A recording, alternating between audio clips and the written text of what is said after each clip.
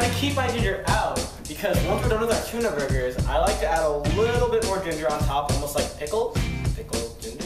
Adds a great topping, so I'm going to keep this out actually. Come in handy later. Now, we're going to start on our dressing.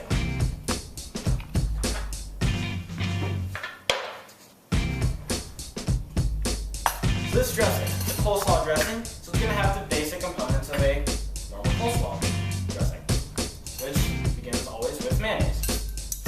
So I have my mayonnaise here. I have 3/4 a cup of mayo.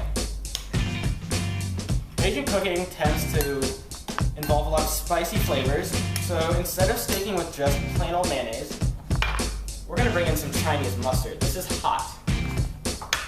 Comes in a container like this. You can get it at your supermarket. I got it today at the ethnic foods aisle, and it's labeled hot mustard Chinese style. And so we're going to add that to our mayonnaise, so it's going to give the mayo this very spicier flavor. It's going to really bring it to a whole nother level.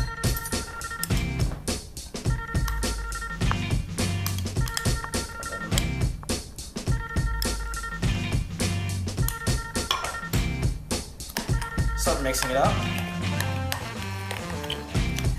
Now I just got 1/4 a cup of this Chinese mustard in here to add to 3/4 cup of mayo. So for a grand total, math, 1 cup.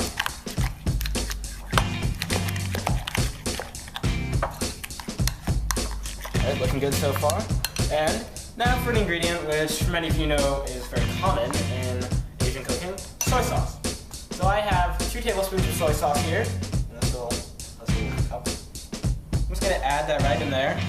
It's going to add a savory flavor to this dressing because we've had the cool aspect from the mayonnaise, the spicy aspect from the mustard. Now we're going to add a little savory, or as I've heard it referred to as umami. Umami, responsible for tasting, savory flavors like soy sauce or tomato sauce. You got that savory element in there. It's likely umami. Okay, we got enough of that. Next, we're gonna add a little sweetness because we want to counteract that spiciness from the hot mustard. So we're gonna add 1 teaspoon of sugar, granulated sugar. This is just your normal, off-the-shelf sugar. All right, so we have our mayonnaise, our Chinese mustard, our soy sauce, and our sugar in here.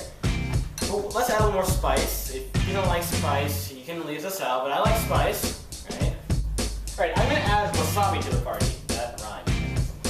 But wasabi is Japanese horseradish. Horseradish is hot. So this is going to be hot. The way you buy wasabi in the store, you see it, it's actually a powder form. I've seen these too. I've used both of these. You can cut them like this. There are many varieties. But as you can see, my wasabi here is a paste. So what you have to do, you have to take the wasabi and add a little bit of water to it. This recipe calls for 2 teaspoons of wasabi paste, and how I arrived at that was 1.5 teaspoons of powder and 2 teaspoons of water, so that brings you a paste consistency, which looks like this.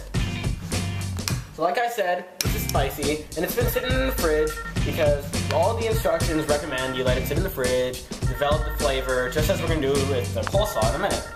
So we're going to go ahead and add, this is 2 teaspoons again, right into our dressing. It's going to bring a little more spice to our dressing. Alright.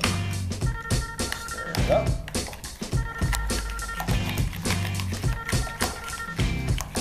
It smells wonderful, by the way. You can smell the mustard, you smell the sugar, you smell the soy sauce. It's great.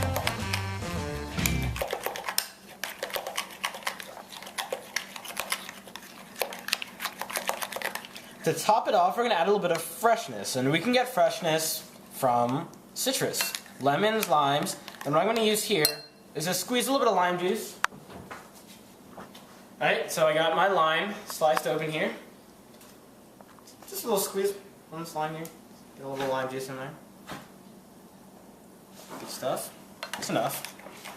So let's add a little bit of freshness to its acidity. Acidity always makes things fresh. Right. Alright, now we're going to add our dressing to our coleslaw. So these flavors have been sitting in here, the cilantro, the green onion, pickled ginger, coming along very well. And now we're going to add our very flavorful dressing, very exciting dressing.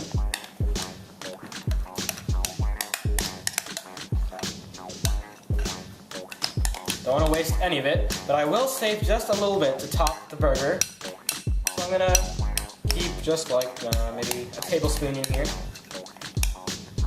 The rest of it, putting it right on my coleslaw. I'll put the rest of it here so I can use it later.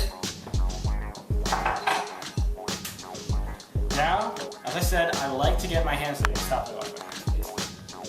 Alright, so we got our dressing added. Now, I'm just going to add a little bit of salt and pepper, basic seasonings, as you always want to add basically every day. So I got some salt and pepper in here. Kosher salt's what I like to use. Larger surface area, very thick cut. You really get a lot of flavor from just one little chunk. Right? So I'm going to sprinkle a little bit of that in there. Just to taste. That's about right to me. As I said, I like to get my hands dirty. Take off my watch for this. Alright, let's get it. Let's go. Oh, yeah. I want to mix all this dressing to make sure none of the coleslaw gets left behind. No coleslaw left behind.